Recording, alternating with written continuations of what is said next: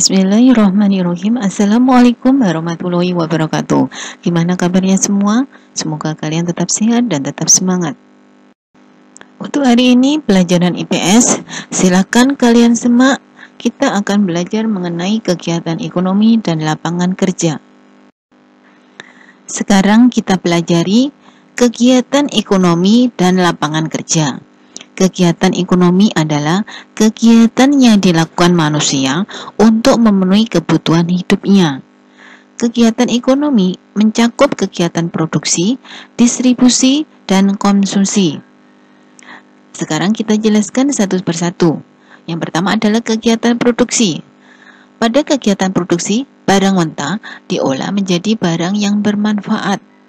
Contohnya, seorang tukang jahit yang bekerja menjahit pakaian.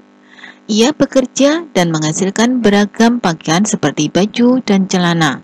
Artinya, tukang jahit melakukan kegiatan produksi. Tukang jahit itu disebut produsen.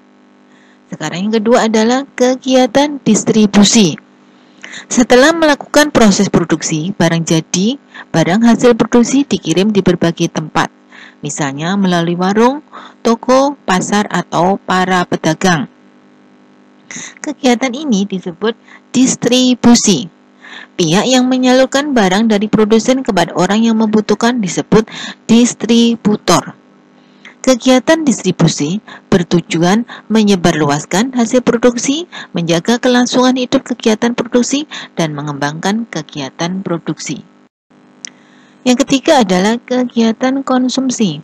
Setelah diproduksi, barang-barang kemudian didistribusikan kepada konsumen. Kegiatan konsumsi, barang-barang dipakai atau dihabiskan. Pihak yang mengkonsumsi barang-barang untuk dipakai atau dihabiskan disebut konsumen. Contoh kegiatan konsumsi yang biasa dilakukan di masyarakat adalah membeli dan memanfaatkan barang berupa makanan dan pakaian, serta membeli dan menggunakan kendaraan untuk transportasi. Yang berikutnya adalah mengenai lapangan kerja.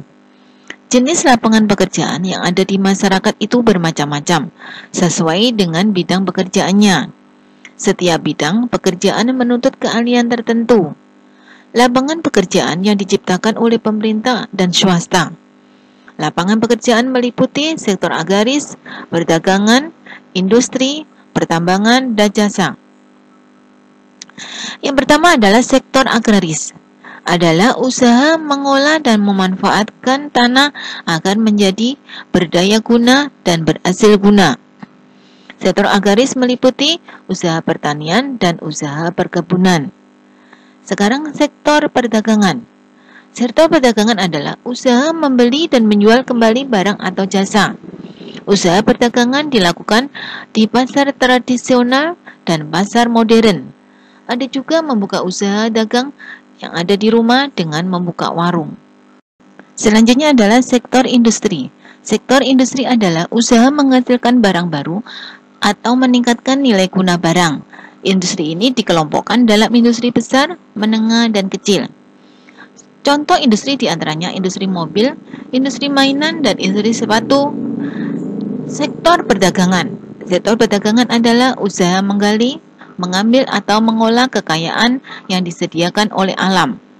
Contohnya, usaha penambangan emas, penambangan batu bara, dan pengeboran minyak. Sektor jasa. Sektor jasa adalah usaha menyediakan layanan yang diperlukan orang lain. Contohnya, jasa perawatan kesehatan, jasa transportasi, dan jasa pendidikan. Selanjutnya adalah mengenai lembaga ekonomi.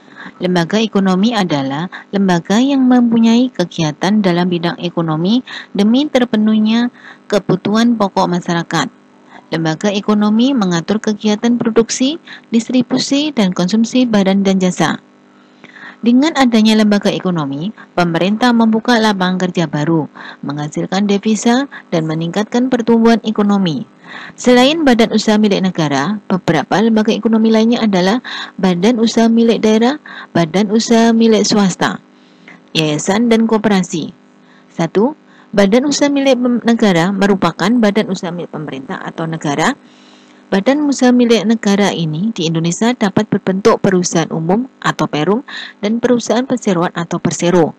Manfaatnya adalah memenuhi berbagai kebutuhan barang dan jasa, khususnya di bidang transportasi, telekomunikasi, air, listrik, minyak, dan perbankan. Perusahaan persero memberi pelayanan kepada masyarakat. Contohnya, PT Perusahaan Listrik Negara, PT Telekomunikasi Indonesia, PT Bank Mandiri. Perusahaan umum merupakan badan usaha milik negara yang modalnya masih dimiliki pemerintah.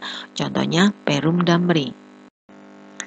Badan usaha milik daerah atau BUMD, perusahaan ini didirikan dan dimiliki pemerintah daerah. Bertujuan untuk memupuk pendapatan asli daerah guna membiayai pembangunan di daerah. Contohnya, Perusahaan Daerah Air Minum (PDAM) dan Bank Pembangunan Daerah atau BPD. Badan usaha milik swasta atau BUMS. BUMS didirikan dan dimodali oleh seseorang atau sekelompok orang. Bentuk usaha yang dijalankan berupa PT, perseroan terbatas, CV, persekutuan komanditer, dan firma. Yayasan adalah badan hukum yang didirikan dengan maksud dan tujuan bersifat sosial, keagamaan, dan kemanusiaan. Berikutnya adalah koperasi. Koperasi dinyatakan sebagai badan usaha yang sesuai dengan kepribadian bangsa. Hal ini dapat dilihat dalam penjelasan Undang-Undang Dasar 1945. Menurut Undang-Undang Nomor 25 Tahun 1992, koperasi adalah badan usaha yang beranggotakan orang-orang atau badan hukum koperasi dengan melandaskan kegiatannya berdasarkan prinsip koperasi sekaligus sebagai gerakan ekonomi rakyat yang berdasarkan asas kekeluargaan. Asas kekeluargaan dalam koperasi mengandung makna adanya kesadaran dalam hati nurani setiap anggota untuk menjalankan koperasi. Asas gotong royong dalam koperasi mendorong anggota koperasi untuk bekerjasama dan bertanggung jawab memajukan koperasi. Tugas kalian di rumah, sekarang jawab pertanyaan berikut ini. Apa yang dimaksud dengan produksi, produsen, distribusi, distributor, konsumsi, dan konsumen? Demikianlah materi hari ini. Semoga bermanfaat, kalian paham, dan kurang lebihnya mohon maaf. Wassalamualaikum warahmatullahi wabarakatuh.